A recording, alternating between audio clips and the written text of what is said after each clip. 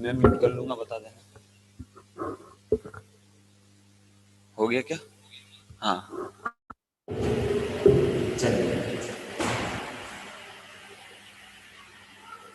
Start करते हैं हम लोग। लाइव भी कर रखा है क्या? आज से हम चालू हो गया लाइव देखो। एक बहुत अच्छा विषय स्टार्ट करने जा रहे हैं। कितना अच्छा विषय करने स्टार्ट करने जा रहे हैं? बहुत अच्छा। देखो जब मैं क्लास लूंगा ना तब आपको बोलना पड़ता है। क्या करना पड़ता है? बोलना पड़ता है। आप नहीं बोलोगे तो मैं भूल जाऊंगा। ठीक है, तो इसलिए सभी को ध्यान रखो, बिल्कुल मस्ती मत करना, बिल्कुल कुछ नहीं। जितनी मस्ती मैं कराऊंगा उतनी करोगे, बाकी नहीं। ठीक है? अरे ठीक है तो बोल दो।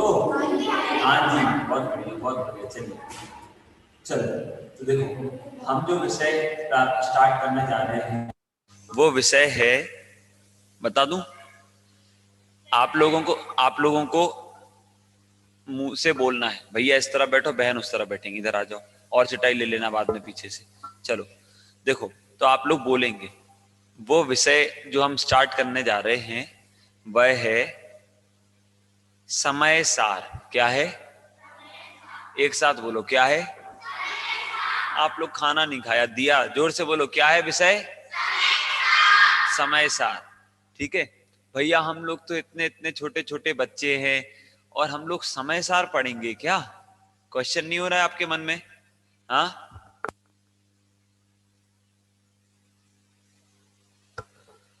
आपके मन में क्वेश्चन नहीं हो रहा है? बोलो, हम लोग इतने इतने से बच्चे, ये दीदी तो और सामने इतनी सी बैठी है, वो समय कह रहा भैया मैं इतना सा बैठा हूँ। हाँ, और इतने इतने से बच्चे, और इतने इतने से बच्चे होके फिर समय सार पढ़ लोगे आप लोग? बताओ, पढ़ लोगे? अपन पढ़ेंगे। ठीक है, कैसे पढ़ेंगे? समय सार में अपन देखो क्या करेंगे, अपन बहुत बहुत अच्छे अच्छे इसके जो एग्जाम्पल है ना, एग्जाम्पल्स के माध्यम से बात समझेंगे। ठीक है, ये समय सार किसने लिखा है उनके बारे में हम बहुत सारी चीजें समझेंगे। क्या? किसने लिखा है उनके बारे में हम बहुत सारी चीजें समझेंगे। फिर इसके बाद ये समय सार ग्रंथ में क्या क्या है, सुनो ध्यान से, इधर ध्यान। इस समय सार ग्रंथ में क्या क्या है ये भी हम समझेंगे। ठीक है, सबसे पहले इस ग्रंथ में क्या है, ये ग्रंथ किसने लिखा, कब लिखा, क्यों लिखा, ये बहुत बहुत बहुत बहुत सारी बातें हम हमारी ये क्लास में पढ़ने वाले हैं। ठीक है, डेली होगी। कब होगी? 6:30 से 7:15 तक, है ना, 6:30 से 7:15। अभी अष्टानी का पर्व में तो डेली होगी। तो आपको क्या करना है, बहुत ध्यान से, एकदम पूरा ध्यान मेरी तरफ होना चाहिए प्रसम, और नोटबुक पेन भी आप लोग लेके बैठना। ठीक है, अभी जो नहीं लाए कोई बात नहीं, कल से लेके आओगे। आप लोग जो अपने अपने घरों पे हैं वो अभी से लेके बैठो। ठीक है, और आप लोग उसमें नोट करोगे कुछ भी, जो भी स्पेशल बात। आपका टेस्ट होगा, इसका क्या होगा? टेस्ट होगा, और टेस्ट में मैं आपसे क्वेश्चंस उसके पूछूंगा सभी से। ठीक है, तो आपको क्या करना है, बहुत ध्यान से, बिल्कुल अच्छे से ये सारी चीजें याद करना है और समझना है। तैयार हो?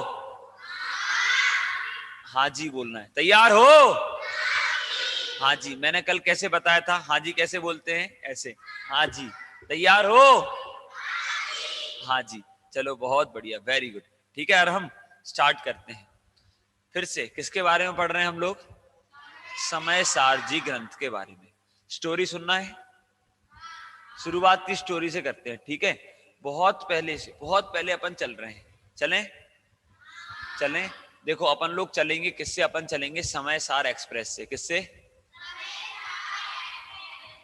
अरे बोल नहीं रहे, दिया पेन खा रही हूं मैं। बोलो, किससे चलेंगे? समय, बहुत बढ़िया, इतनी एनर्जी आप में होनी चाहिए, है ना सम्यक अंशिका। हम लोग चलेंगे समय सार एक्सप्रेस से चलेंगे। ठीक है, चलें? तैयार? देखो समय सार एक्सप्रेस अपनी कैसे चलेगी, अभी कोरोना से लॉकडाउन लग गया था ना, तो बाहर निकलना ज्यादा मना है कि नहीं है? लेकिन हम लोग उसके अंदर भी एक नई कोविड-19 स्पेशल हमारी समय सार एक्सप्रेस चल रही है। ठीक है, तो आपको उसमें क्या करना है, बिल्कुल अच्छे से बैठना है। कैसे? फ्री टिकट है। कैसी टिकट है?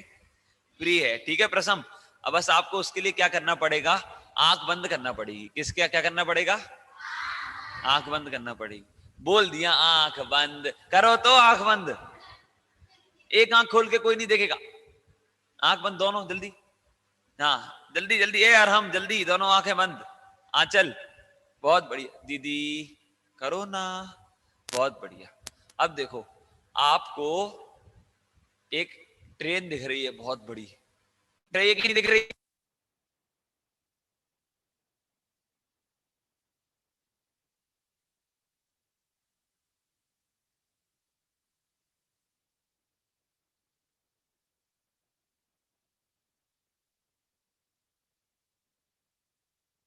क्या गिनने बैठ रहे हो क्या? नहीं, गिनने भी नहीं बैठना है और पता भी नहीं है। तो मैं आपको बता देता हूं, बता दूं? पक्का? उस ट्रेन में हैं 11 डब्बे। कितने डब्बे हैं? अरे कितने डब्बे हैं? 11 डब्बे हैं। ठीक है, कौन सी ट्रेन का नाम क्या है? समयसार एक्सप्रेस। क्या है? बहुत बढ़िया। चलो, अब हम सभी लोग एक साथ उस समयसार एक्सप्रेस में बैठते हैं। ठीक है, चढ़ जाओ जल्दी, सब लोग चढ़ जाओ जल्दी। चढ़ गए प्रसम? जल्दी, पीछे छूट जाओगे। बैठ गए अरहम? हाँ जी, सभी बैठ गए। ठीक है, अब हम वो समयसार एक्सप्रेस में बैठे हैं और पता क्या हो रहा है, अब हम कहीं जाते हैं, यात्रा करते हैं, तो एंजॉय करते हैं कि नहीं करते हैं? करते हैं कि नहीं करते हैं? है ना? हाँ, तो अपन धार्मिक यात्रा पे जा रहे हैं तो मजे तो करोगे कि नहीं, है नहीं बताओ? करेंगे। करेंगे तो कैसे करेंगे? अपन बढ़िया भक्ति करते हुए जा रहे हैं। कैसे जा रहे हैं? भक्ति करते हुए। आंख खोल लो जल्दी, आंख खोल लो सभी लोग, है ना? अपन लोग भक्ति करते हुए चल रहे हैं। ठीक है, अपन ट्रेन में बैठे हैं बिल्कुल। देखो ट्रेन हिल रही है, मेरे को तो पता चल रहा है हिल रही है। आपकी हिल रही है कि नहीं हिल रही? जल्दी बताओ। हिल रही है ना? हाँ, तो ऐसे हम लोग जो है ना, अपन ये ट्रेन में बैठे हैं तो अपन भक्ति करते हुए चल रहे हैं। ठीक है, अब भक्ति करेंगे तो अच्छे से करना, बिल्कुल उत्साह से। ठीक है, बोलोगे कि नहीं मेरे साथ? ऐसे नहीं बोला करो बोलेंगे कि नहीं बोलेंगे जी, हाँ जी ना जी बोला करो। बोलोगे कि नहीं? हाँ जी, बहुत बढ़िया आराम, क्या बात है, वेरी गुड। चलो, तो देखो, बोलना पहले क्लैपिंग से स्टार्ट करेंगे जल्दी। 1 2 3 4, सभी 1 2 3 4, 1 2 3। बस, अब आराम आराम। ग्रंथ समय सार हमें प्राणों से प्यारा। बोलो, ग्रंथ समय सार हमें प्राणों से प्यारा। ग्रंथ समय सार हमें प्राणों से प्यारा। ग्रंथ समय सार हमें प्राणों से प्यारा। यही है वो शास्त्र हो, बोलो, यही है वो शास्त्र हो, यही है वो शास्त्र जिसने लाखों को तारा। ग्रंथ समय सार हमें प्राणों से प्यारा। बहुत बढ़िया। ठीक है, ऐसे हमने हमारी समय सार एक्सप्रेस में बैठ के क्या की? भक्ति की। ठीक है, हम लोग डेली बहुत नई नई ऐसी ऐसी भक्ति करने वाले हैं। ठीक है, आप लोगों को ध्यान रखना, भी अपन आएंगे जाएंगे, अप डाउन करेंगे ना अलवर से। समयसार एक्सप्रेस में घूमने चल रहे हैं अपन लोग। लेकिन भैया समयसार एक्सप्रेस में तो बैठ गए, आपने ये तो बताया नहीं कि अपन कहाँ जा रहे हैं। नहीं, आप लोगों ने पूछा नहीं तो मैंने बताया नहीं।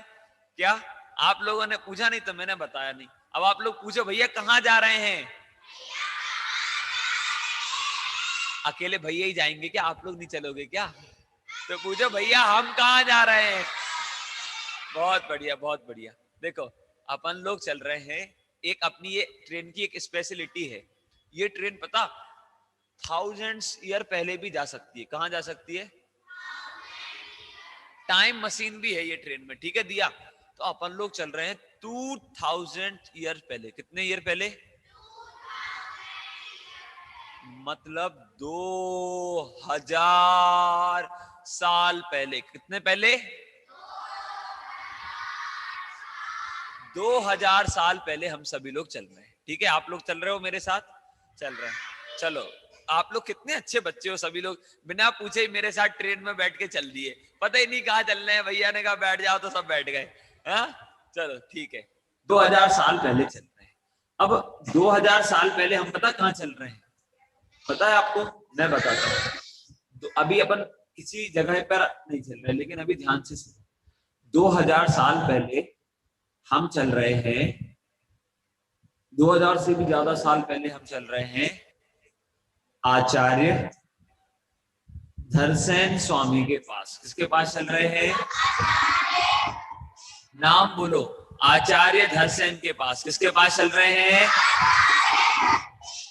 अरे खाना नहीं खाया क्या? और हम किसके पास चल रहे हैं? बहुत बढ़िया, धरसेन आचार्य के पास, आचार्य धरसेन के पास चल रहे हैं। अब हम वहां पर चलते हैं। आपको पता, जब मतलब 2000 साल पहले जब महावीर भगवान थे ना, महावीर भगवान 2500 साल पहले थे, उनके थोड़े और टाइम बाद तक, जैसे अपन लोगों के पास ये जिनवाणी है ना, लिखी हुई है ना, लिखी हुई है कि नहीं है? है। लेकिन उसके पहले, उतने टाइम पहले कभी भी कोई भी जिनवाणी लिखी नहीं गई थी। क्या? कभी भी कोई भी जिनवाणी लिखी नहीं गई थी, कभी भी नहीं लिखी गई थी। तो फिर भैया लोग जिनवाणी नहीं पढ़ते थे क्या? बताओ, लोग जिनवाणी नहीं पढ़ते थे क्या? अरे बताओ, जब लिखी नहीं गई थी तो पढ़ेंगे कैसे? लेकिन आपको पता, सभी को पूरी जिनवाणी, जैसे अपन बात करते हैं है ना, मैंने पूछा भैया आपका नाम क्या है, बोलो काव्य जैन। तो अब मुझे याद हो गया कि इसका नाम काव्य जैन है और ये क्लास में बहुत अच्छे से बैठता है। ये सारी चीजें अच्छे से मुझे याद हो गई। ठीक है, क्या हुआ, मुझे ये आपकी सारी चीजें याद हो गई है ना। मिले, कोई बात की है ना, जैसे कोई अच्छी पोयम होती है, अच्छी पोयम, जैसे अपन ने भजन बोला, भजन बोला तो अपन ने कैसे बोला था, लगभग याद होगा। ग्रंथ समय सार हमें प्राणों से प्यारा, याद हो गया। क्यों? जैसे हमें एक बार बोलने में याद हो गया ना, है ना। अपन ने, आपने कोई किताब खोल के देख के पढ़ा था क्या? नहीं पढ़ा। मैंने बोला और आपको, अरे मैंने बोला और आपको याद हो गया, याद हो गया ना। ऐसे ही, ऐसे ही लोगों को बात करते थे, ग्रंथ जो है ना, उन्होंने सुने प्रवचन और याद हो, जिनवाणी उन्हें याद रहती थी। सोचो कितने, इतने टाइम पहले सब लोगों को जिनवाणी क्या रहती थी? याद रहती थी। लेकिन अब क्या हुआ फिर सम्यक, ऐसा हुआ कि धीरे धीरे धीरे धीरे धीरे धीरे धीरे धीरे क्या हुआ, लोगों की थोड़ा थोड़ा कम होता गया। मतलब याद करने की शक्ति है ना, लोगों की कम होती गई। क्या होती गई? लोगों की याद करने की शक्ति कम होती गई। अब लोगों की याद करने की शक्ति कम होती गई, होती गई, होती गई, होती गई, होती गई। ऐसा टाइम आ गया कि लोग भूलने लगे जिनवाणी को। क्या करने लगे? लोग भूलने लगे। पहले लोगों को पूरे ग्रंथ ऐसे याद होते थे, मतलब ग्रंथ नहीं लिखा लेकिन पूरा ऐसे जितनी जिनवाणी की बातें होती थी ना, याद होती थी लोगों को। समझ में आया? लेकिन अब हम लोग जो है वो क्या हुआ, धीरे धीरे भूलने लगे। अब भूलने लगे, भूलने लगे, भूलने लगे, तो ऐसा टाइम आ गया कि अरे सारी चीजें भूल जाएंगे सब लोग, तो फिर कैसे काम चलेगा? क्या? सारी चीजें सब लोग भूल जाएंगे तो फिर कैसे काम चलेगा? ये जिनवाणी सेफ कहाँ रहेगी, है ना। जब सारे लोग बात भूल जाएंगे तो फिर ये जिनवाणी सेफ कहाँ रहेगी? जैसे आपके कोई इंपोर्टेंट नोट्स होते हैं तो आप लोग क्यों कर लेते हो नोट? क्योंकि यदि हम भूल गए तो, कर लेते हैं कि नहीं यार? हम इसलिए कर लेते हैं क्योंकि हम यदि भूल गए तो, है ना, तो हमें वो उसमें हमने सेव कर लिया। कोई अकाउंट की चीज होती है ना, कोई हिसाब वगैरह लिखते हैं ना लोग, तो क्यों लिख लेते हैं? क्योंकि यदि भूल गए तो क्या हो जाएगा? नुकसान हो जाएगा। क्या हो जाएगा? हाँ, यदि भूल गए तो नुकसान हो जाएगा। तो ऐसे ही क्या हुआ, दिया सबने कहा कि अरे जिनवाणी, जिनवाणी, जिनवाणी, इतनी हमारी महावीर भगवान की दिव्य ध्वनि हमने सुनी और इतनी सारी चीजें सबको याद, और फिर यदि वो भूल गए तो क्या होगा? क्या हुआ? यदि भूल गए तो फिर क्या होगा? जिनवाणी को कैसे सेफ रहेगी? यदि भूल गए तो क्या हो जाएगा? क्या हो जाएगा? नुकसान हो जाएगा ना। जिनवाणी हमारे पास से चली जाएगी। तो अपन कौन से आचार्य के पास गए थे? प्रसम, कौन से आचार्य के पास गए थे? जल्दी बताओ। आचार्य धरसेन। तो आचार्य धरसेन को क्या हुआ, उनको मन में ऐसा विचार आया, मन में थॉट आया। क्या थॉट आया? कि अरे सब लोग धीरे धीरे धीरे धीरे जिनवाणी भूल रहे हैं, सब लोग धीरे धीरे धीरे धीरे जिनवाणी भूल रहे हैं। तो फिर जब सब लोग जिनवाणी भूल रहे हैं तो हम ये जिनवाणी को सेव कैसे करें? क्या हम ये जिनवाणी को सेव कैसे करें? अपन बात कर रहे हैं फर्स्ट सेंचुरी की। कब की बात कर रहे हैं? फर्स्ट सेंचुरी, प्रथम शताब्दी, फर्स्ट सेंचुरी की हम बात कर रहे हैं। तो आचार्य धरसेन को ये ख्याल आया कि अरे ये जिनवाणी सम्यक हम सेव कहां करेंगे? है ना, क्योंकि लिखे हुए रूप में भी नहीं थी। और ऐसा तो है नहीं कि दिमाग में पेन ड्राइव लगा दी और डाउनलोड कर ली और हो गया काम। होता है क्या? नहीं होता। तो फिर तो इसलिए उनको विचार आया कि ये सेव कैसे करें। तो उन्होंने ऐसा सोचा। सबसे पहले आचार्य धरसेन ने, किसने? आचार्य धरसेन ने क्या सोचा? उन्होंने सोचा कि अरे ये जिनवाणी को सेव करना है तो इसको लिखना पड़ेगा। क्या करना पड़ेगा? अरे क्या करना पड़ेगा? इस जिनवाणी को लिखकर सेव किया जा सकता है, मतलब ग्रंथ की रचना करके, है ना। जिनवाणी को लिखकर क्या किया जा सकता है? सेव किया जा सकता है। किसको विचार आया ऐसा? बहुत बढ़िया आंसर, वेरी गुड। आचार्य धरसेन को ये विचार आया। ठीक है, कितने साल पहले? 2000 फर्स्ट सेंचुरी में। ठीक है, अब क्या हुआ? पारस पर्व। अब ऐसा ऐसा करते हुए उन्होंने सोचा कैसे लिखे। अब आचार्य धरसेन की एज बहुत ज्यादा हो गई थी। क्या हुआ था? बोलो, आचार्य धरसेन की एज क्या हो गई थी दिया? बहुत ज्यादा हो गई थी। अब उनकी एज बहुत ज्यादा हो गई, उन्हें लगा कि उन्हें याद सब कुछ था। क्या? उन्हें याद सब कुछ था, लेकिन वो लिख नहीं सकते थे, है ना। उन्हें, क्योंकि आपको पता ऐसा तो होता नहीं था, फोन उठाया लपालप जल्दी टाइप कर दिया, हो गया। कंप्यूटर उठाया फट टाइप कर दिया। अरे फर्स्ट सेंचुरी में अपन कब है? फर्स्ट सेंचुरी में। अब फर्स्ट सेंचुरी में ये भी नहीं था कि पेन उठाया, कॉपी उठाई और लिख दिया। ऐसा भी नहीं था कि इंक होती थी और इंक से पेपर पे लिख दिया, ड्राइंग बना दी। कुछ नहीं होता था। तो फिर पूछो भैया कैसे लिखा? पूछो। अरे ये पूछो भैया आचार्य ने ग्रंथ कैसे लिखा? पूछो। हाँ, अब मैं बताता हूं। देखो, आचार्य धरसेन ने तो नहीं लिखा, लेकिन सुनना, पता आपको पहले ग्रंथ कैसे लिखे जाते थे? बताऊं मैं? आंचल बोलो जल्दी, बताऊं? देखो, हाँ आदर्श सुनना ध्यान से। ऐसे ग्रंथ लिखे जाते थे कि पत्ता, लीफ, जानते हो ना, पेड़ का पत्ता। ऐसे ही एक होता था ताम्र पत्र। क्या होता था? अरे क्या होता था? ताम्र पत्र। और हम, वो पेड़ का पत्ता होता था ताम्र पत्र। एक ताम्र पत्र एक पेड़ का पत्ता होता था, और उस पर पेन से लिख देते होंगे भैया, पेंसिल से लिख देते होंगे, हैं? इंक से लिख देते होंगे। ये कह रहा है इंक से। कांटे से, काय से? कांटे से, काय से? अच्छा, कांटे से ऐसे लिख देते होंगे, जैसे अपन पेन से लेते हैं और इस पे लिख दिया मैंने सम कित, ऐसे लिख दिया, या समय या सार, ऐसे लिख देते होंगे ना। ऐसे लिख सकते हो कोई भी चीज? नहीं। कांटे से पता कैसे होते थे? ऐसे एक डॉट ऐसे रखा, फिर एक डॉट रखा, फिर dot dot dot dot dot dot dot dot dot dot करके सा बना, एक वर्ड बना सा। और नीचे हाथ है, वो चुभ रहा है हाथ में, चुभ रहा है हाथ में कांटा, क्या हो रहा है? हाथ का कांटा हाथ में चुभ रहा है। जैसे चुभ रहा है, आपसे मैं बोल दूं सुई से लिखो, हैं? भैया चुभ जाए तो बैंडेज लगाना। और बताओ आचार्य ने ताम्र पत्र पे, किस पर? ताम्र पत्र पे काय से? कांटे से ऐसे चुभा करके 500 पेज के ग्रंथ लिखे। कितने पेज के? 500 पेज के। इधर मैं बोल दूं आपसे, अपना नाम लिखो बेटा, सब लोग लिखो, सम्यक पेन लेके, वो लेके, सुई लेके और पेज पे अपना नाम लिखो, या पत्ते पे लिख दो, पता चल जाएगा। और आचार्य ने ऐसे ऐसे लिखे। सोचो कितने टाइम पहले? फर्स्ट सेंचुरी में, 2000 साल पहले। तो ऐसे ऐसे हम धरसेन आचार्य के पास जा रहे हैं। आचार्य ने क्या किया?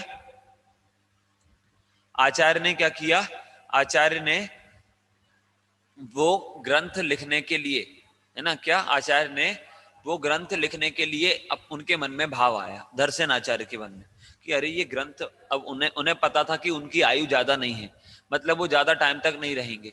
तो इसलिए उन्होंने सोचा कि कौन होगा, क्या सोचा कि प्रथम कौन होगा जो इन ग्रंथों को लिख पाएगा। क्या सोचा कि कौन होगा जो इस ग्रंथ को लिखेगा। उनके मन में विचार आया धरसेन आचार्य के बारे में, लेकिन उनने क्या सोचा कि कौन इन ग्रंथों को लिखेगा। अब जब उनने पर्व ऐसा सोचा, तो सुनो ध्यान से दीदी, जब उन्होंने ऐसा सोचा तो उन्हें दक्षिण भारत में, कहां पर, इंडिया के दक्षिण साइड में, है ना, कहां पर, मतलब साउथ में। साउथ में क्या हो रहा था, एक बहुत मतलब विद्वान का, मुनिराजों का सब सम्मेलन चल रहा था, ठीक है, अच्छा प्रोग्राम चल रहा था।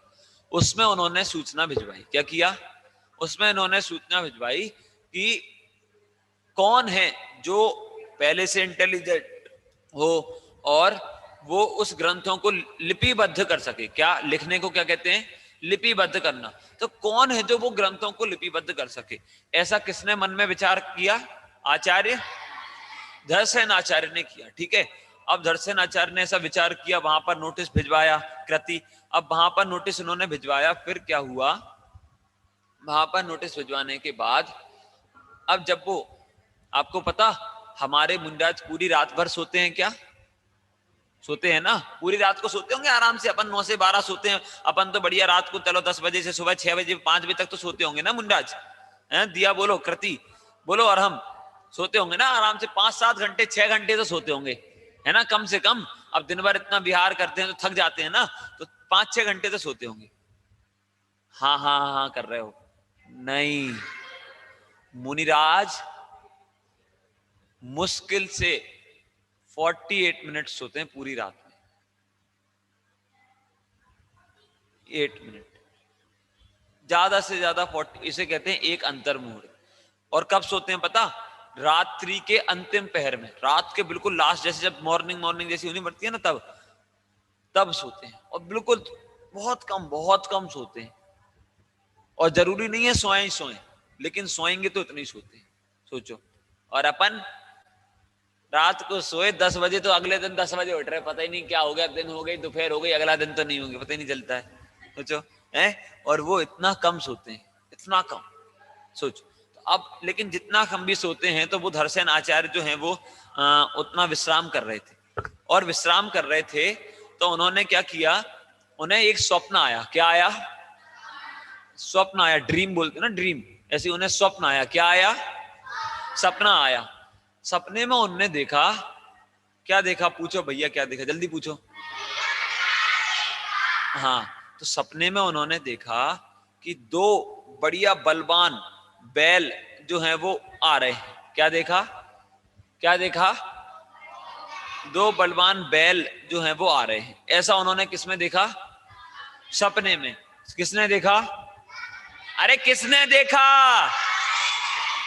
आचार्य धरसेन ने। किसने, आंचल, आचार्य धरसेन ने, ठीक है, बहुत बढ़िया बहुत बढ़िया, ठीक है।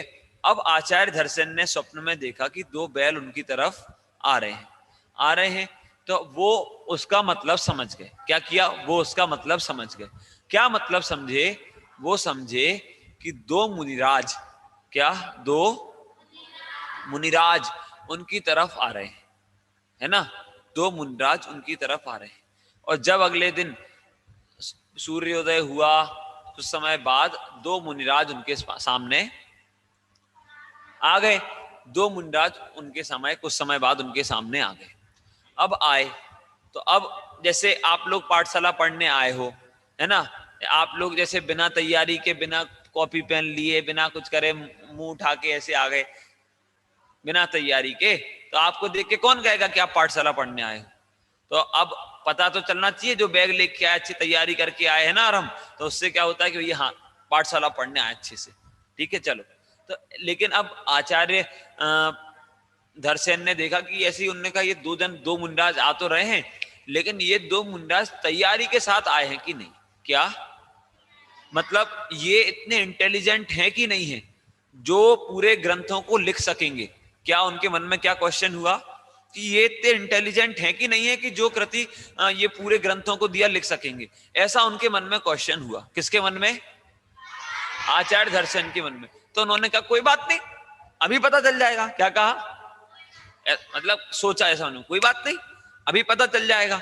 तो उन्होंने क्या किया, 2 मंत्र लिए। क्या किया, 2 मंत्र लिए, एक मंत्र दोनों को दे दिया, ठीक है, वो दोनों मुनिराजों, और दोनों मुनिराजों को एक मंत्र दे दिया, और उनसे कहा कि मेरे पास लौट के मत आना। क्या कहा,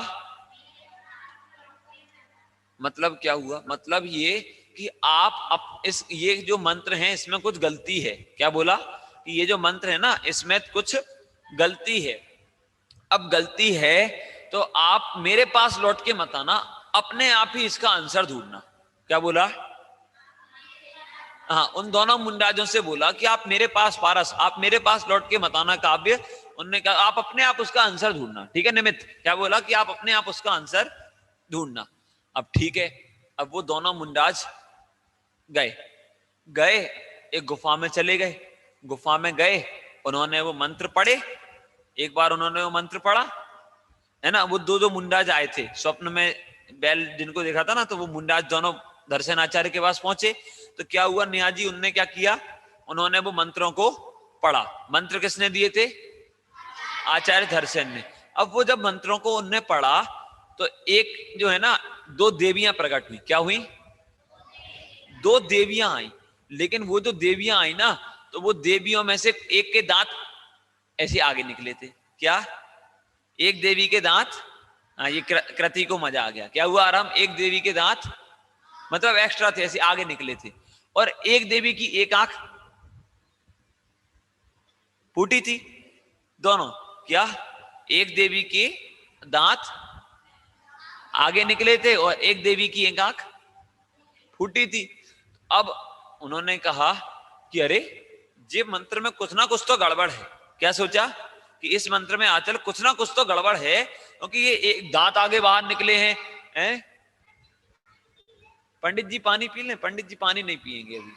अच्छा आपको पीना है? क्या? चले जाओ, जल्दी आना दीदी है। चलो हाँ सुनो। तो उन्होंने उन्होंने वो जो मुंडास थे ना, यहाँ ध्यान बेटा, यहाँ नहीं नहीं आप चले जाओ बेटा, चले जाओ। नहीं नहीं नहीं नहीं नहीं, जल्दी जल्दी जल्दी जाओ, जल्दी जल्दी आप भी बैठ जाओ। हाँ तो देखो, वो मुंडराजों ने सोचा कि अरे कुछ ना कुछ तो बात है। क्या सोचा? कि कुछ ना कुछ तो बात है कि जो ये देवियां एक के दांत बाहर हैं, एक की एक आंख फूटी है। कुछ ना कुछ तो बात है। तो मुंडराज ने उस मंत्र को दोबारा अच्छे से पढ़ा, और अच्छे से पढ़ के उन्होंने देखा कि एक मंत्र में एक अक्षर ज्यादा था। क्या देखा? एक मंत्र में एक अक्षर ज्यादा था। तो उसको पढ़ने से वो देवी जो आई ना, उसके दांत ज्यादा थे, बाहर निकले थे। और एक मंत्र में क्या था कृति? एक मंत्र में एक अक्षर कम था, इसलिए एक देवी की एक आंख फूटी थी। तो ऐसा उन्हें आचार्य ने पता किया। अब इसके बाद क्या हुआ आदर्श? इसके बाद ऐसा हुआ अग्रिम कि उन्होंने, दोनों मुंडाजों ने वो मंत्रों को क्या कर दिया? अरे मंत्रों को क्या कर दिया? सही कर दिया।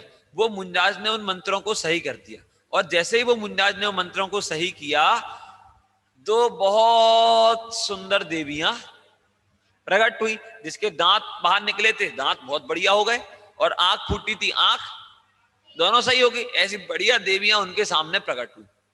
देवियां प्रकट हुई तो मुंडाजों को तो देवियों से कोई मतलब नहीं। यहां ध्यान, मुंडाजों को देवियों से तो कोई मतलब नहीं।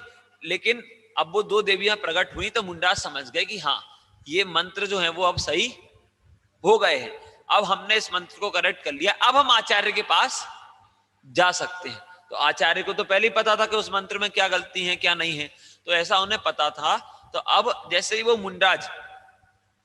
दोनों मुंडाज धर्षण आचार्य के पास पहुंचे, तो धर्षण आचार्य के पास जैसे ही वो दोनों मुंडाज पहुंचे, तो आचार्य ने उन एक मुनिराज को, जिसको एक अक्षर ज्यादा था ना, एक अक्षर ज्यादा था, उन वाले मुनिराज को उन्होंने नाम बोला पुष्पदंत। क्या बोला? अरे क्या बोला? क्या बोला? पुष्पदंत। पुष्पदंत नाम उन्होंने बोला, है ना। क्यों? क्योंकि दांत जो है वो उसके ऊबड़ खाबड़ थे, और कमल जो होता है ना, कमल, कमल की पंखुड़ी एकदम लाइन से बढ़िया लगी होती है। फूल की पंखुड़ी कैसी होती है? एकदम लाइन से लगी होती है। तो ऐसे उनके दांत भी एकदम, वो देवी के दांत जो है ना, कैसे एकदम बिल्कुल बढ़िया लाइन से चमकदार ऐसे हो गए थे। तो ऐसे ही उनका नाम उन्होंने क्या बोला? आचार्य पुष्पदंत। और एक आंख वाली जो देवी आई थी, बंद वाली, फूटी वाली, और फिर जब मंत्र सही किया तो वो देवी सही आ गई। तो उन आचार्य का नाम उन्होंने संबोधित किया आचार्य भूतबली। क्या? भूतबली। पहले, अरे पहले आपके दोस्त का नाम बोल रहे क्या? पुष्पदंत। आचार्य, अच्छे से बोलो, पहले आचार्य पुष्पदंत और दूसरे, वेरी गुड, आचार्य पुष्पदंत और आचार्य, आचार्य पुष्पदंत और आचार्य, हाँ, ये दो, मतलब आचार्य तो बाद में बने, लेकिन ये दो मुनिराज वहां पर दर्शन आचार्य के पास हैं, ठीक है, आचार्य पुष्पदंत और आचार्य भूतबली। अब क्या हुआ, जब आए, है ना, वो मंत्र करेक्ट करके, तो फिर आचार्य ने उन दोनों को ज्ञान दिया। क्या दिया? उन दोनों आचार्यों को ज्ञान दिया, और उन दोनों आचार्यों ने मिलकर, आचार्य पुष्पदंत ने और आचार्य भूतबली ने, आचार्य पुष्पदंत ने और आचार्य भूतबली ने मिलकर मिलकर क्या किया? सठ खंडागम ग्रंथ की रचना की। ग्रंथ का नाम बोलो जल्दी। सठ खंडागम, थोड़ा बड़ा नाम है, सठ मतलब होता है 6, सठ खंडागम, सठ खंडागम, जोर से बोलो, सठ खंडागम, मेरे बाद, सठ खंडागम, आंचल सठ खंडागम, अरहम बोल नहीं रहा है, सठ खंडागम, सठ खंडागम ग्रंथ की रचना की। किसने की? आचार्य धरसेन आचार्य ने। किसने? धरसेन आचार्य ने नहीं की, किसने की? हाँ, आचार्य पुष्पदंत और आचार्य, आचार्य पुष्पदंत और आचार्य भूतबली। बहुत बढ़िया पारस, ठीक है। चलो, अब इस ग्रंथ का नाम आपने सुना होगा, है ना, जो बच्चे मेरे सामने फोन में मुझे दिख रहे हैं ऑनलाइन, बहुत सारे हमारे अरहम पाठशाला के स्टूडेंट्स हैं, तो उन्होंने तो सुना है। ये ग्रंथ कब लिखा गया था? कब लिखा गया था? फर्स्ट सेंचुरी में। कब लिखा गया था? कौन से ग्रंथ की बात कर रहे हैं हम? सठ खंडागम। सठ खंडागम ग्रंथ फर्स्ट सेंचुरी में लिखा था, और किसने लिखा था? आचार्य पुष्पदंत और आचार्य भूतबली ने, ठीक है। भैया, आपने तो कहा था समय सार की क्लास पढ़ाओगे, और पढ़ा तो रहे हो सठ खंडागम, है। देखो, सुनो, पूरी स्टोरी अपनी आगे आगे आगे आगे चलेगी, ठीक है, ध्यान से सुनना। मैंने आपसे पहले बोल दिया, जो लोग लेट आए पहले सुन लो। डेली 6:30 से 7:15 तक क्लास चलेगी, और टेस्ट भी होगा इसका, ठीक है, सभी का टेस्ट होगा, इसलिए ध्यान रखना है सभी को। सुनो, तो अब क्या हुआ, ये ग्रंथ की रचना आचार्य पुष्पदंत और आचार्य भूतबली ने की, फर्स्ट सेंचुरी में की। आपको पता, इस ग्रंथ का मंगलाचरण आप लोगों को पहले से ही याद है। क्या? इस ग्रंथ का मंगलाचरण आप लोगों को पहले से ही याद है। एक साथ बोलेंगे, नमो अरिहंताणम, नमो सिद्धाणम, बोलो, आयरियाणम, नमो वज्रायाणम, नमो लोए सब साहुडम। बहुत बढ़िया। ये क्या है? ये नमोकार मंत्र जो है ना, ये सठ खंडागम ग्रंथ की फर्स्ट गाथा है। क्या है? फर्स्ट गाथा। कब लिखी गई थी? फर्स्ट सेंचुरी में। कौन से ग्रंथ की? सठ खंडागम ग्रंथ कौन से नंबर का ग्रंथ है? फर्स्ट नंबर का। सबसे पहले लिखा गया था तो फर्स्ट नंबर का ही तो होगा। फर्स्ट ग्रंथ की फर्स्ट गाथा फर्स्ट सेंचुरी में आचार्य किसके द्वारा? आचार्य पुष्पदंत और भूतबली द्वारा लिखी गई थी, ठीक है। चलो, अब श्रुत पंचमी पर्व के दिन, किस दिन? श्रुत पंचमी। किस दिन? श्रुत पंचमी। पंचमी का दिन था, लेकिन इस दिन सठ खंडागम ग्रंथ की रचना की गई थी ना, यानी तो सठ खंडागम ग्रंथ कंप्लीट हो गया, तो इसलिए उसका नाम रख दिया था श्रुत पंचमी। क्या रख दिया था? अभी अभी जो है ना, कुछ टाइम में आने वाला है ये पर्व, ठीक है, श्रुत पंचमी पर्व। जिस दिन क्या हुआ था, सठ खंडागम ग्रंथ कंप्लीट हुआ था लिख के, ठीक है, श्रुत पंचमी पर्व के दिन, है ना। अब इस दिन, अब ध्यान से सुनो, अब अपन बात करते हैं। तो ये जो है ना, ये सठ खंडागम ग्रंथ, दीदी, सठ खंडागम ग्रंथ पता आपको क्या है? ये है प्रथम, फर्स्ट ग्रंथ है ना, तो फर्स्ट ग्रंथ से आपको याद करना है, प्रथम श्रुत स्कंद। क्या है? श्रुत। बोलो, एक एक वर्ड बोलो। प्रथम, प्रथम ऐसे बोल रहा हूं क्या? कृति में ऐसे बैठा हूं क्या? नहीं बेटा ना, अच्छे से बैठो। पहला क्या है? प्रथम श्रुत श्रुत श्रुत स्कंद। प्रथम श्रुत स्कंद। प्रथम श्रुत स्कंद कौन सा ग्रंथ है? अरे ग्रंथ कौन सा है? सठखंडागम। कौन सा ग्रंथ है? सतखंडागम प्रथम श्रुत स्कंद का ग्रंथ है ना? प्रथम श्रुत स्कंद का प्रथम ग्रंथ कौन सा है? सठखंडागम ग्रंथ। कब लिखा गया था? फर्स्ट सेंचुरी में, ध्यान रखना, ठीक है। अब देखो, ये तो हमने प्रथम श्रुत स्कंद के सठखंडागम की बात की, लेकिन हमें बात किसकी करना है? कौन से ग्रंथ की? अरे कौन से ग्रंथ की? हम लोग कौन सी ट्रेन में बैठ के चल रहे हैं?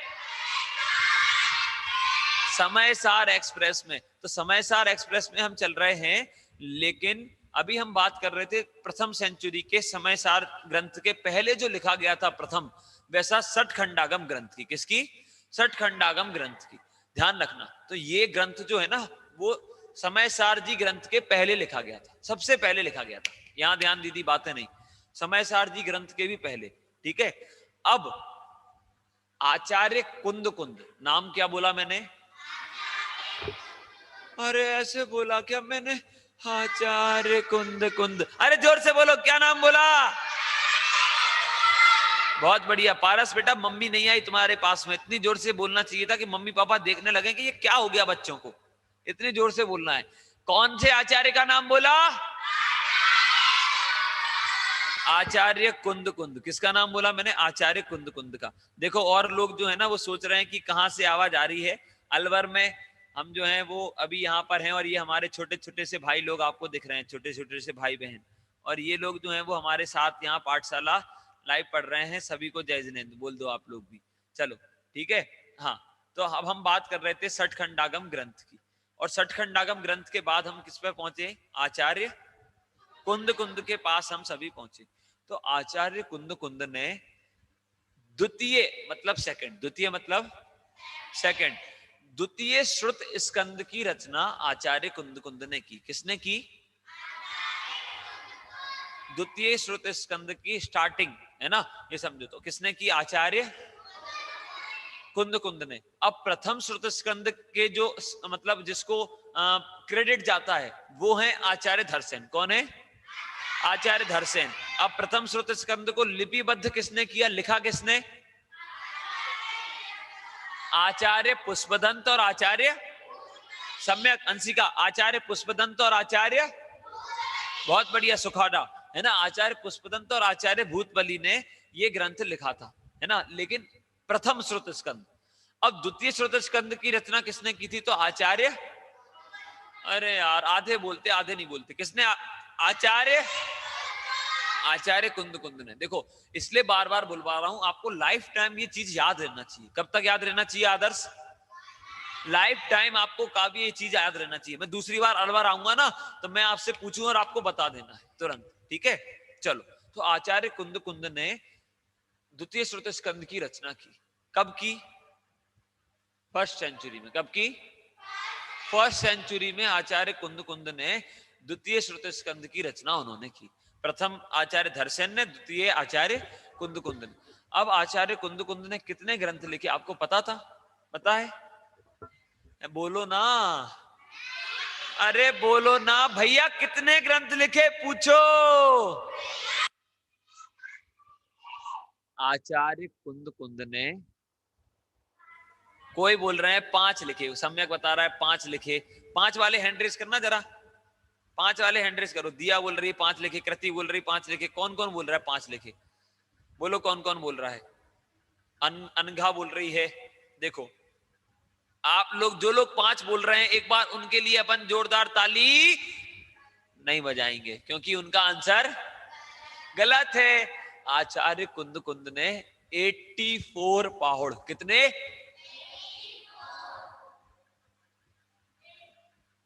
84 कितने? दीदी 84 बुक्स लिखने में समझ रहे हो क्या होता है? पेन से लिखने में पंचर हो जाओगे। और आचार्य ने तो किससे लिखे? कांटे से। काय पे लिखे? ताम्रपत्र पे, काय पे लिखे? ताम्रपत्र पे ऐसे ऐसे चुबो चुबो के कितने ग्रंथ लिखे? 84 पाहुड़। पाहुड़ मतलब होता है गिफ्ट, पाहुड़ मतलब गिफ्ट, प्राव्रत है ना, तो ग्रंथ है। तो 84 ग्रंथ आचार्य कुंद कुंद ने लिखे थे। कितने लिखे थे? कौन से श्रुत स्कंद की बात कर रहे हैं अपन? द्वितीय श्रुत स्कंद की। द्वितीय श्रुत स्कंद में 84 ग्रंथ आचार्य कुंद कुंद ने लिखे थे।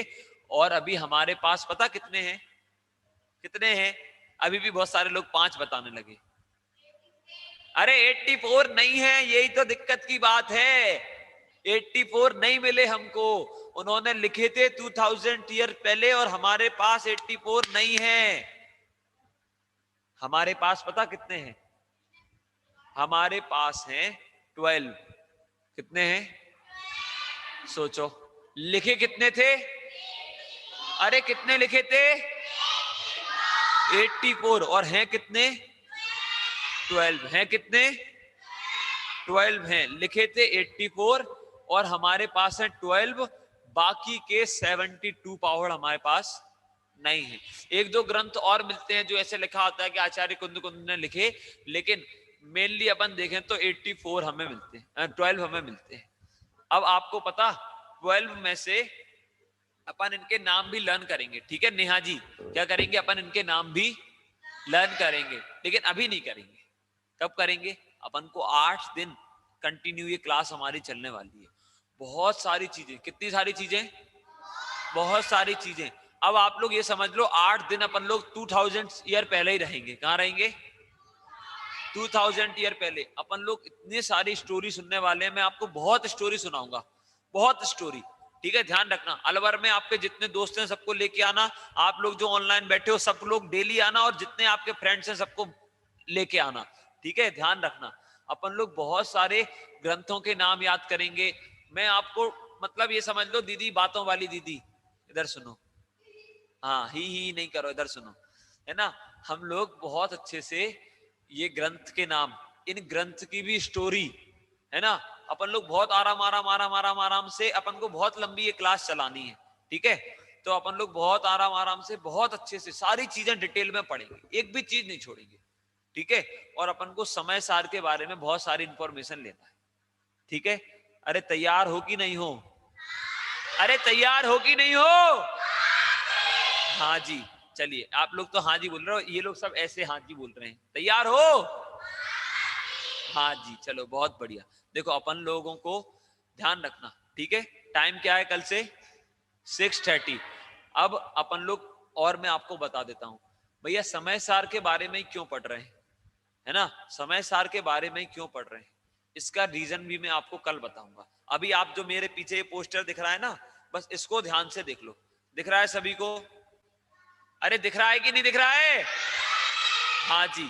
अब मेरे से कल आप लोग पूछना, अरहम 6:30 पे आके सबसे पहले क्वेश्चन पूछना कि भैया समय सार के बारे में क्यों पढ़ा रहे हो, ठीक है? आप लोग भी जो है वो सबसे पहले आके मेरे से क्वेश्चन पूछोगे कि भैया समय सार के बारे में क्यों पढ़ रहे हैं, ठीक है? अपन कल बेटा कल पूछना, आज तो अपना समय हो गया। अभी अपन लोग यहाँ से आध्यात्मिक पाठ वगैरह चलेंगे, आप लोग जुड़े रहना, भक्ति भी यहाँ से हम करेंगे। लेकिन अभी इसके पहले ध्यान रखना, कल क्वेश्चन जरूर पूछना है, ठीक है? लेकिन उसके भी पहले एक बार जोर से 3 बार जय हो, जैसे कल लगाया था ना जोर से, ऐसे जोर से 3 बार जय हो जय हो जय हो का आप लोग एक साथ नारा लगाएंगे, ठीक है? 3 बार बोलना है, दोनों हाथ ऊपर करके सभी बच्चों को, ठीक है? तैयार? बोलो ग्रंथाधिराज समय सार परमागम महाशास्त्र की। बहुत बढ़िया। आचार्य कुंद कुंद देव की। बहुत बढ़िया, क्या बात है ना? और अपन अभी यहाँ से भक्ति प्रारंभ कर रहे हैं एक साथ, है ना? हमारे सामने भगवान विराजमान है ना? और भक्ति हम यहाँ से एक साथ शुरू करेंगे। आप लोग तैयार हो ना? कोई उठ के नहीं जाएगा, है ना? दीदियां वहां बैठ जाओ, भैया लोग यहाँ बैठ जाओ, बस इतना कर लो। अपन यहाँ से भक्ति प्रारंभ कर रहे हैं, पाठ करेंगे।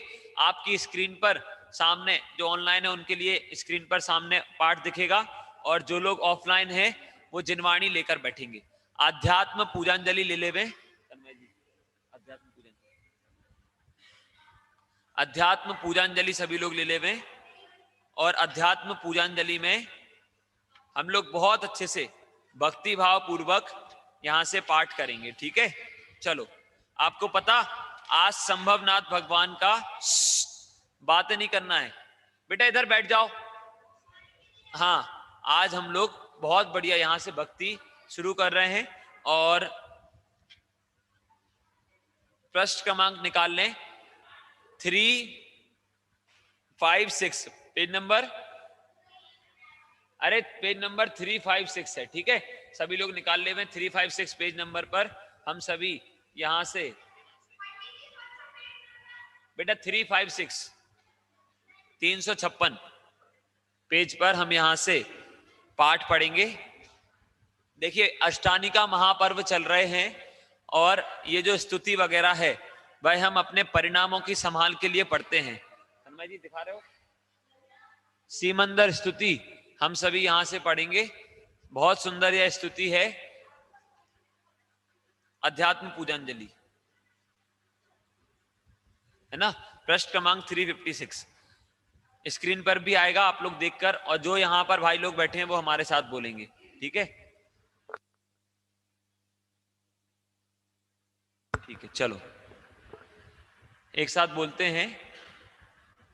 हे सीमंदर भगवान शरण ली तेरी, शरण ली तेरी, बस ज्ञाता दृष्टा रहे परिणति मेरी। हे सीमंदर भगवान शरण ली तेरी, शरण ली तेरी, बस ज्ञाता दृष्टा रहे परिणति मेरी, बस ज्ञाता दृष्टा रहे परिणति मेरी।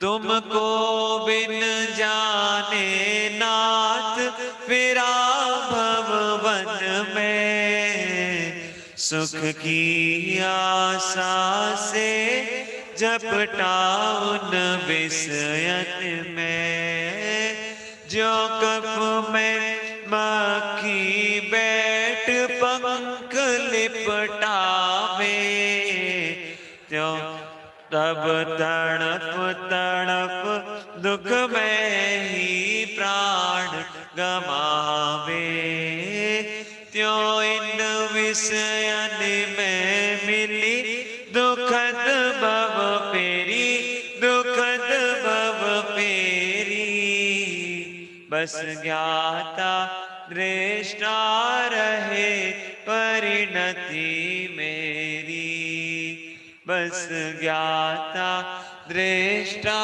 रहे परिणति मेरी। कौन सी किताब है आपको? 356, पेज नंबर 356। आप सभी लोग भी जिनवाणी ले लें और हमारे साथ एक साथ बोलें।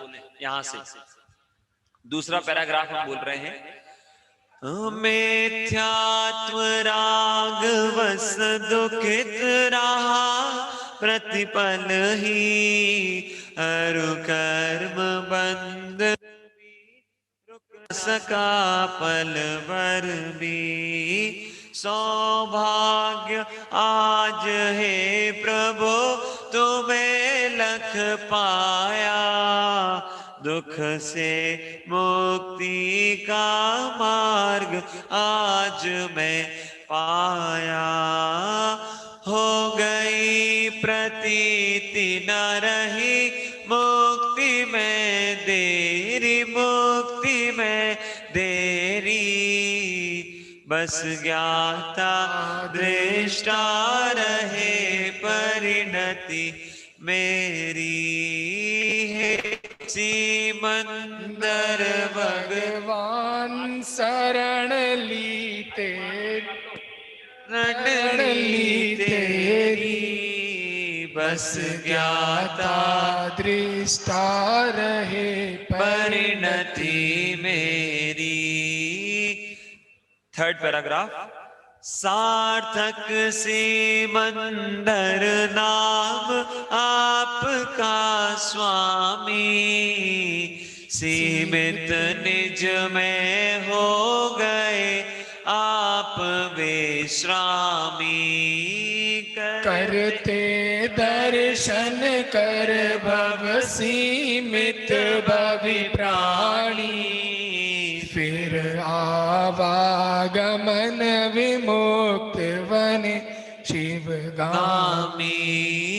चिर तृप्ति प्रदायक शांति छवि प्रभु तेरी, बस ज्ञाता दृष्टा रहे परिणति मेरी।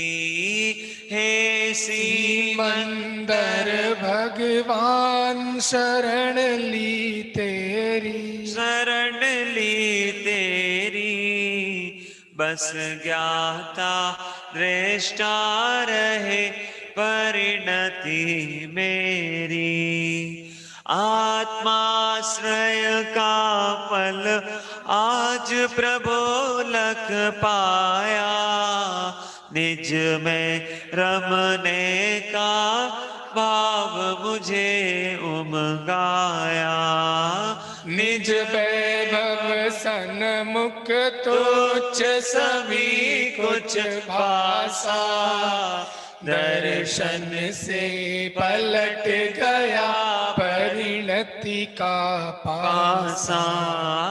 चैतन्य छवि अंतर में आज उकेरी, आज उकेरी, बस ज्ञाता दृष्टा रहे परिणति मेरी।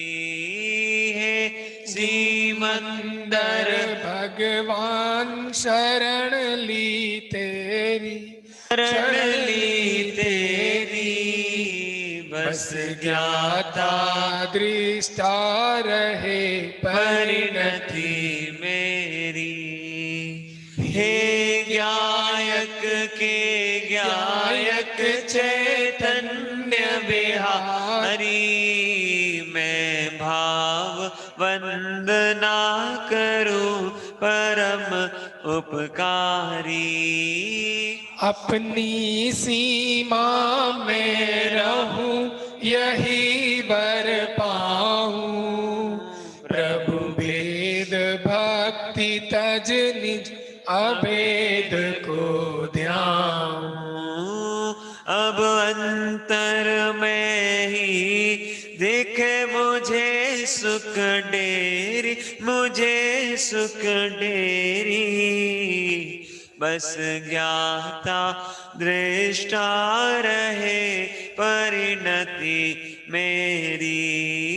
है सिमंदर भगवान शरण ली तेरी, शरण ली तेरी, बस ज्ञाता दृष्टा रहे परिणति मेरी। जिनेंद्र अर्चना भाई साहब से निवेदन है सभी लोग ले लेवें, उसमें से हम यहाँ से पढ़ेंगे। आपकी स्क्रीन पर भी दिखेगा पृष्ठ क्रमांक 256, पृष्ठ क्रमांक 256 जिनेंद्र अर्चना में। और हम यहाँ से पाठ जिनेंद्र अर्चना में से वैराग्य भावना, बहुत सुंदर वैराग्य भावना, पंडित भूधर दास जी द्वारा रचित यह वैराग्य भावना है। और हम इसमें पृष्ठ क्रमांक मैं आपके सामने स्क्रीन पर शेयर कर रहा हूं 256 पर हम वैराग्य भावना यहां से पढ़ेंगे। एक साथ आप सभी लोग भी मेरे साथ बोलेंगे। पंडित भूधर दास जी कृत यह वैराग्य भावना है। देखिए अलवर नगर में हम यहाँ हैं और यहाँ अष्टानिका महापर्व में पाठ की परंपरा बहुत अद्भुत है। और यह अद्भुत पाठ हमारे परिणामों को संभालने के लिए हम यहाँ से करते हैं कि हमारे किस किस प्रकार के परिणाम विषय कसायों में होते हैं और वो विषय कसायों से हटकर हमारी परिणति हमारे स्वभाव में आए, उसलिए हम यह पाठ यहाँ से करते हैं। वैराग्य भावना हम सभी बोलेंगे। कर लो जिनवर की पूजन में भी आप देख सकते हैं, उसमें भी है। चलिए प्रारंभ करते हैं। बीज राख फल भोग वे, जो किसान जग माय, त्यों चक्री सुख में मगन, धर्म विसारे नाय। बहुत अद्भुत यह पाठ है, आप देख सकते हैं पहले की पंक्तियों में कितनी अच्छी बात कह दी। बीज राख फल भोग वे, ज्यों किसान जग माही। जिस प्रकार किसान जो होता है वह बीज को अपने पास रख लेता है, आगे की फसल के लिए जो बीज उसे बोना है वो अपने पास रख लेता है, और उसको रखकर जो अनाज है उसका सेवन करता है, या जो बेचना वगैरह होता है। वैसे ही चक्रवर्ती इत्यादि धर्म को नहीं छोड़ते, भले ही विषयों में हमें दिख रहे हैं लेकिन धर्म को नहीं छोड़ते। और ऐसी है सुंदर वैराग्य भावना, हम यहाँ से पढ़ रहे हैं भूधर दास जी कृत वैराग्य भावना। फिर से पढ़ेंगे एक साथ, आप लोगों के पास भी अब किताब आ गई है। बीज राख फल भोग वे, जो किसान जग माही, त्यों चक्री सुख में मगन, धर्म बिसारे नाही। एह विधि राज करे नर नायक, भोगे पुण्य विशाला, सुख सागर में मगन निरंतर, जात न जान्यो काला। एक दिवस शुभ कर्म संयोगे, छे मंकर मुनि वंदे, देखी श्री गुरु के पद पंकज, लोचन अलियानंदे। तीन प्रदक्षिण दे सिर नायो, कर पूजा थुति कीनी, साधु समीप विनय कर बैठ्यो, चरणन में ठिठि दीनी। गुरु उपदेशो धर्म शिरोमणि, सुन राजा वैरागे, राज रमावनितादिक जे रस, ते रस वे रस लागे। मुनि सूरज कथनी किरणा, बलि लगत बरम बुद्धि भागी, भवतन भोग स्वरूप विचार्यो, परम धर्म अनुरागी। यह संसार महावन भीतर, भ्रमते और न आवे, जामन मरण जरा दब जाज, जीव महादुख पावे। कबहू जाय नरक थिति भुंजे, छेदन भेदन भारी, कबहू पशु पर जाय धरेत, बध बंधन भयकारी। सुरगति में पर संपत्ति देखे, राग उदय दुख होई, मानुष योनि अनेक विपत्ति में, सर्व सुखी नहीं होई। कोई इष्ट वियोगी बिलखे, कोई अनिष्ट संयोगी, कोई दीन दरिद्री बिगुचे, कोई तन के रोगी। किस ही घर कलिहारी नारी, के बैरी सम भाई, किस ही के दुख बाहिर दिखे, किस ही और दुचिताई। कोई पुत्र बिना नित झूरे, होय मरे तब रोवे, खोटी संतति सो दुख उपजे, क्यों प्राणी सुख सोवे। पुण्य उदय जिनके तिनके भी, नाही सदा सुख साता, यह जगवास जतारत देखे, सब दीखे दुख दाता। जो संसार विषय सुख हो, तो तीर्थंकर क्यों त्यागे, काहे को शिव साधन करते, संयम सो अनुरागे। देह अपावन अतिर गिनावन, या में सार न कोई, सागर के जल सो शुच कीजे, तो भी शुद्ध न होई। सप्त कुधात भरी मल मूरत, चाम लपेटी सो है, अंतर देखत आसम जग में, अवर अपावन को है। सबे निशिवासर नाम लिए गिन, जहाँ तह कौन सुधी सुख पावे, हो सत जो दुख दोष करे, अति सो सत सुख उपजावे, दुर्जन देह स्वभाव बराबर, मूर्ख प्रीति बढ़ावे। वाचन जोग स्वरूप नया को बिरचन जोग सही है। यह तन पाय महातप कीजे या में सार यही है।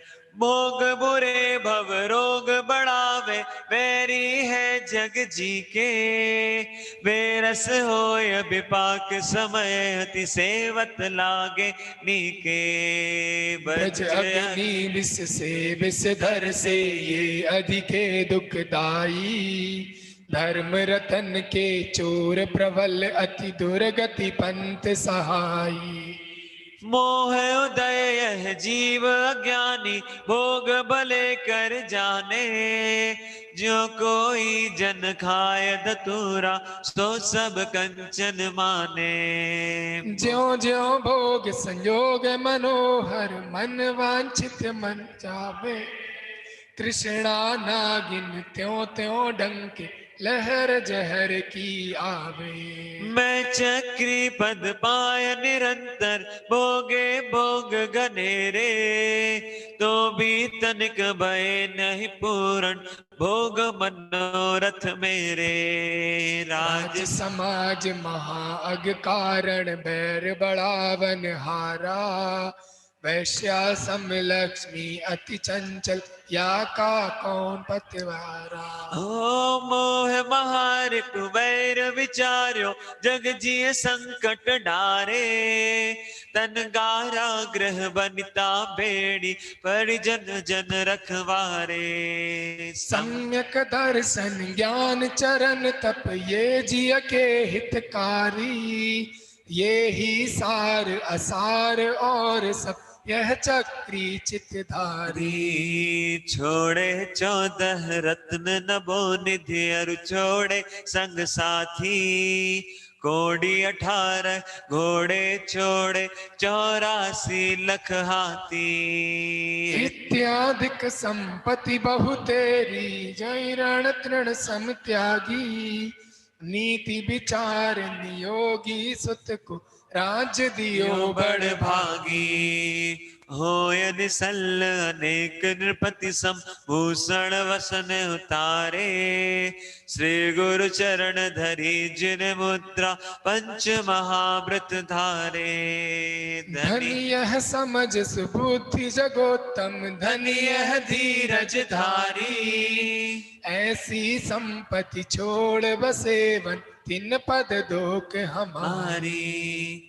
परिग्रह पोट उतार सब, लीनो चारित्र पंथ। निज स्वभाव में थिर भय, वज्र नाभि निर्ग्रंथ। देखिए अद्भुत यह वैराग्य भावना हम सभी ने पढ़ी। अद्भुत यह वैराग्य भावना हम सभी ने यहां से पढ़ी है। आप सभी अर्थ भी थोड़ा सा इसका विचार करें। सिर्फ देखिए अनेक बार हम सभी पढ़ते रहते हैं, लेकिन अर्थ विचार नहीं करते। इसमें चारों गति के दुख का वर्णन इसमें बताया।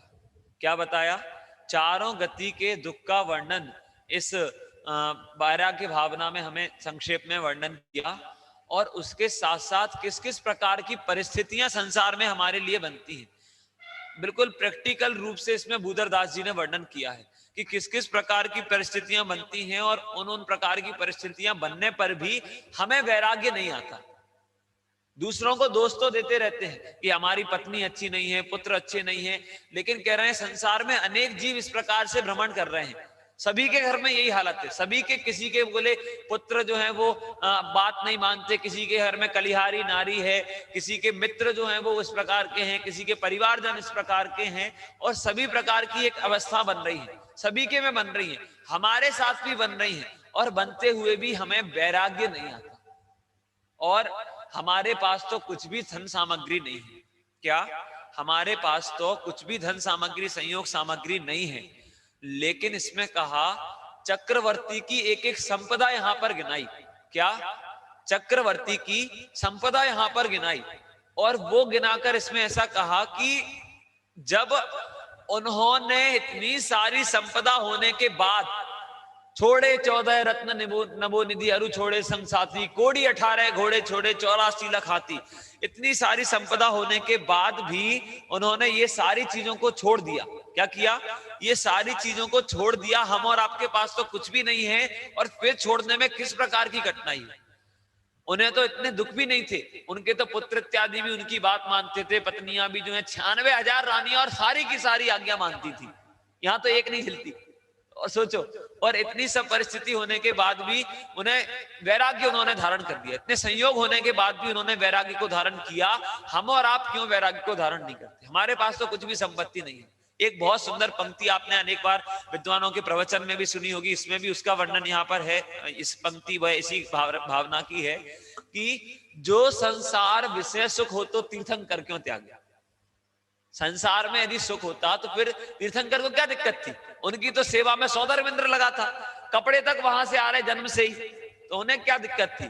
और यदि संसार में सुख होता तो तीर्थंकर क्यों इसका त्याग करते? काहे को शिव साधन करके संयम सो अनुरागी, क्यों वो संयम रूप अनुराग करते, संयम रूप प्रवर्तन करते? तो उन्होंने किया, मतलब वास्तव में संसार में दुख है और यह संसार से वैराग्य धारण करने योग्य है। ऐसे बहुत सुंदर हमने यह भावना यहां से पढ़ी, जिसमें हमने पढ़ा था कि अब जो सुबुद्धिधारी जीव हैं, हम सभी सुबुद्धि संगी पंचेंद्रिय जीव हैं, जिन शासन की सेवा में लगे हुए हैं, जिनवाणी को पढ़ रहे हैं, मतलब अच्छी बुद्धि वाले जीव हैं। और सुबुद्धि वाले जीव जो हैं वो क्या करते हैं?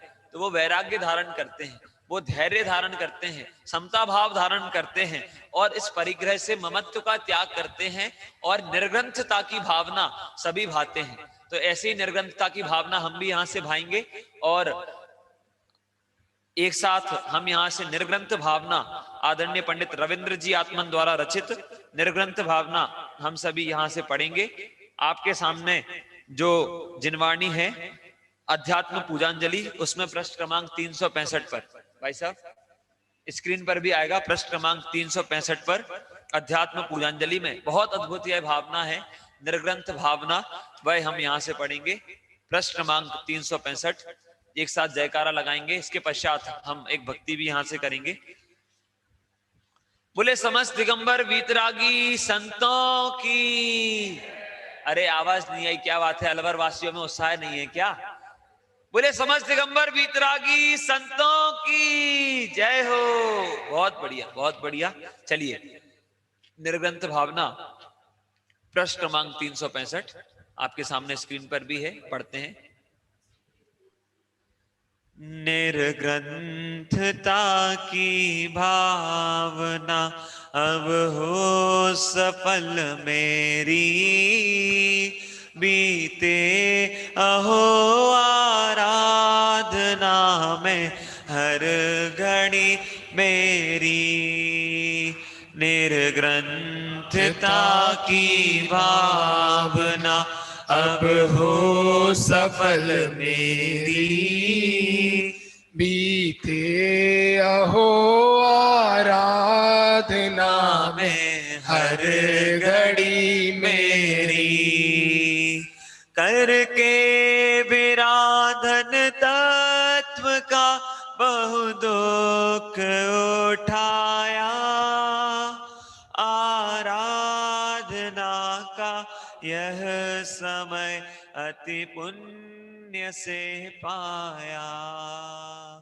मिथ्या प्रपंचों में उलझ अब क्यों करूं तेरी। निर्ग्रंथता की भावना अब हो सफल मेरी।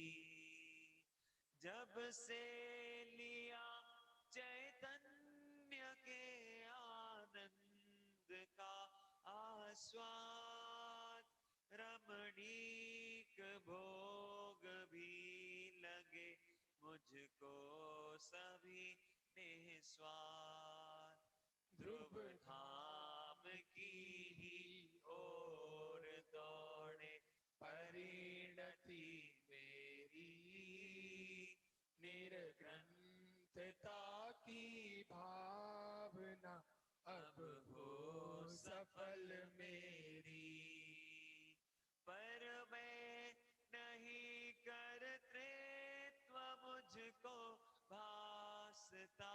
कुछ भी अधिकार भी दिखे नहीं जग में, अरे कुछ भी निज अंतरंग में ही दिखे प्रभुता मुझे मेरी, निरग्रंथता की भावना अब हो सफल मेरी।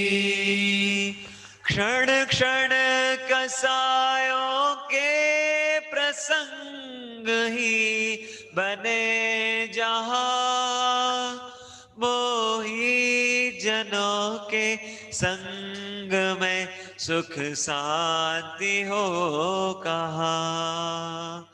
जग संगति से तो बड़े दुखमय भ्रमण फेरी, निरग्रंथता की भावना अब हो सफल मेरी।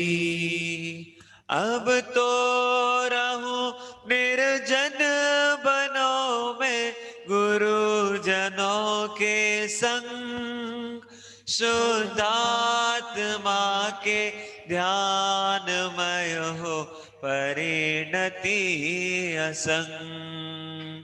निज भाव में ही लीन हो मैं तू जगत फेरी, निरग्रंथता की भावना अब हो सफल मेरी। कोई अपेक्षा हो नहीं निर्द्वंद हो जीवन, शुद्धात्मा के ध्यानमय हो परिणति असंग।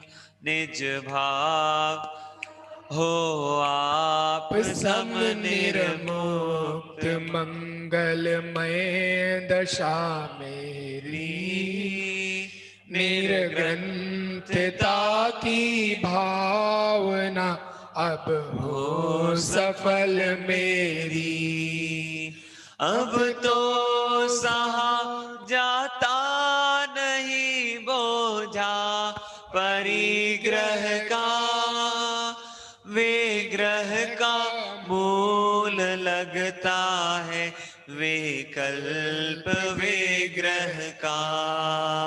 स्वाधीन स्वाभाविक सहज हो परिणति मेरी, निर्ग्रंथता की भावना अब हो सफल मेरी। निर्ग्रंथता की भावना अब हो सफल मेरी। बीते अहो आराधना में हर घड़ी मेरी, बीते अहो आराधना में हर घड़ी मेरी। अद्भुत यह निर्ग्रंथ भावना आदरणीय बड़े पंडित साहब रविंद्र जी आत्मन द्वारा रचित है, और इसमें भी किस किस प्रकार से वर्णन किया गया है आप सभी ने यहाँ पर पढ़ा, और आपके ख्याल में भी यह विषय यहाँ से आया होगा। देखिए शब्द देखो आप, क्षण क्षण कसायों के प्रसंग ही बने जहां, मोही जनों के संग में सुख शांति हो कहाँ। मोही जनों के संग में सुख शांति नहीं हो सकती। जहां जिस भगवान के मंदिर में आकर भगवान के दर्शन करने को क्यों कहते हैं, घर बैठे बैठे क्यों नहीं कर सकते? क्योंकि भगवान की छवि को देखकर, उनकी मुद्रा को देखकर वीतराग भाव प्रकट होते हैं, उन जैसे बनने के भाव प्रकट होते हैं। ऐसे निर्मोही जनों के संग में रहेंगे, वीतरागी मुंडराजों के संग में रहेंगे तो क्या होगा? वो निर्मोह भावना हमारे अंदर प्रकट होगी। एक शब्द यहाँ पर अंतिम पंक्तियों में हमने पढ़ा, 2 बार विग्रह का मूल लगता है विकल्प विग्रह का। इस पंक्ति का अर्थ क्या है? विग्रह का मूल लगता है विकल्प विग्रह का। आदरणीय भाई साहब से मैं निवेदन करूंगा, संजीव जी भाई साहब। विग्रह का मूल लगता है विकल्प विग्रह का, इसका अर्थ क्या है? नहीं, विग्रह गति की बात नहीं है यहाँ। विग्रह का अर्थ है परिग्रह। एक विग्रह का अर्थ क्या है? परिग्रह। पहले जो विग्रह दिया ना, विग्रह का मूल लगता है विकल्प विग्रह का, तो परिग्रह का मूल क्या है? तो विकल्प विग्रह। विग्रह मतलब शरीर। तो ये जो शरीर है ये ही वास्तव में इस परिग्रह का कारण है। शरीर से मोह किया, मिथ्यात्व के कारण फिर जो है वो अन्य सारी जो संयोग इत्यादि हैं उनको अपना मान रहे हैं। तो ये विग्रह का मूल वास्तव में ये शरीर है, इससे राग है, और इसको छोड़ेंगे और अपनी परिणति की हम खबर लेंगे तो हमारी निर्ग्रंथता की भावना अवश्य सफल होगी और हमारी भी हर घड़ी आराधना में बीतेगी। सिर्फ पर्व के दिन ही आराधना में बीते ऐसा नहीं होता है। अष्टानी का महापर्व चल रहा है तो आराधना में बीतना चाहिए ऐसा नहीं, हर घड़ी आराधना में बीतनी चाहिए। क्यों? क्योंकि आराधना की जो वस्तु है वो हमारे पास ही है। बहुत सुंदर यह निर्ग्रंथ भावना हमने यहाँ से पढ़ी। और अभी हम सभी एक अंतिम हमारे सामने वीतरागी भगवान विराजमान है, उनकी यह हम भक्ति यहाँ से करेंगे। पृष्ठ क्रमांक अध्यात्म पूजांजलि में पृष्ठ क्रमांक 135 पृष्ठ क्रमांक 135 पर। और देखिए आपके सामने यह जो सुंदर जिन बिंब के आप दर्शन कर रहे हैं, अलवर नगर में चैतन्य एनक्लेव में यह अद्भुत जिन मंदिर यहाँ पर बना हुआ है जिसके हम सामने दर्शन कर रहे हैं। और पृष्ठ क्रमांक 135 पर कैसी सुंदर जिन प्रतिमा है, जिन दर्शन हम यहाँ से एक साथ पढ़ेंगे, आप सभी लोग भी बोलेंगे। कैसी सुंदर जिन प्रतिमा है, कैसा सुंदर है जिन रूप, जिसे देखते सहज दिखता सबसे सुंदर आत्म स्वरूप। कैसी सुंदर जिन प्रतिमा है, कैसा सुंदर है जिन रूप, जिसे देखते सहज दिखता सबसे सुंदर आत्म स्वरूप। नग्न दिगंबर नहीं आडंबर, स्वाभाविक है शांत स्वरूप। नहीं आयुध नहीं वस्त्राभूषण, नहीं संग नारी दुख रूप। कैसी सुंदर जिन प्रतिमा है, कैसा सुंदर है जिन रूप, जिसे देखते सहज दिखता सबसे सुंदर आत्म स्वरूप। बिन श्रृंगार सहज ही सो है, त्रिभुवन माही अतिशय रूप।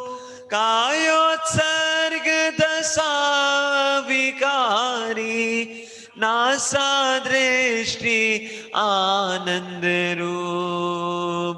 नासा दृष्टि आनंद रूप। कैसी सुंदर जिन प्रतिमा है, कैसा सुंदर है जिन रूप। अरहत प्रभु की याद दिलाती, दर्शाती अपना प्रभु रूप। अरहत प्रभु की याद दिलाती, दर्शाती अपना प्रभु रूप। बिन बोले ही प्रकट कर रही, मुक्ति मार्ग अक्षय सुख रूप। कैसी सुंदर जिन प्रतिमा है, कैसा सुंदर है जिन रूप। जिसे देखते सहज दिखता सबसे सुंदर आत्म स्वरूप। कैसी सुंदर जिन प्रतिमा है, कैसा सुंदर है जिन रूप, जिसे देखते सहज न सावे, भव भव के दुष्कर्म विरूप, जिसे देखते सहज न सावे, भव भव के दुष्कर्म रूप, भावों में निर्मलता आवे, मानो हुए स्वयं जिन रूप, कैसी सुंदर जिन प्रतिमा है, कैसा सुंदर है जिन रूप, जिसे देखते सहज दिखता, सबसे सुंदर आत्म स्वरूप, कैसी सुंदर जिन प्रतिमा है, कैसा सुंदर रूप, महाभाग्य से दर्शन पाया, पाया भेद विज्ञान अनूप, महाभाग्य से दर्शन पाया, पाया भेद विज्ञान अनूप, चरणों में हम शीश नवावे, परिणति होवे साम्य स्वरूप, कैसी सुंदर जिन प्रतिमा है, कैसा सुंदर है जिन रूप, जिसे देखते सहज दिखता, सबसे सुंदर आत्म स्वरूप, कैसी सुंदर जिन प्रतिमा है, कैसा सुंदर है जिन रूप, कैसी सुंदर जिन प्रतिमा है, कैसा सुंदर है जिन रूप। बोले अंतर्मुख मुद्रावंत सर्व जिनेन्द्र भगवान की जय हो। और वीतरागी भगवंतों की यहाँ से हमने स्तुति की, और कितना सुंदर इसमें हमने, कैसी सुंदर जिन प्रतिमा है, कैसा सुंदर है जिन रूप। यदि भगवान के दर्शन करने से, जिन दर्शन करने से निज दर्शन नहीं होता है, तो आपने जिन दर्शन भी नहीं किए। इतना सुंदर इसमें भाव आदरणीय बड़े पंडित साहब ने लिया है, जिसे देखते सहज नसावे भव भव के दुष्कर्म विरूप, और भावों में निर्मलता आवे। भगवान को देखते ही आहा, हाथ पर हाथ रखे हुए भगवान बैठे हुए हैं, मतलब क्या पता चल रहा है कि कुछ भी करना शेष नहीं रहा। किसी भी परद्रव्य के कर्ता ना भगवान स्वयं है ना हम हैं, तो कर्तृत्व बुद्धि उतर गई। अनादि काल से संसार में परिभ्रमण किया, पद्मासन मुद्रा देखी, हमें पता चला कि अरे संसार में घूमने की भावना नहीं रखनी चाहिए, मनाली जाना है और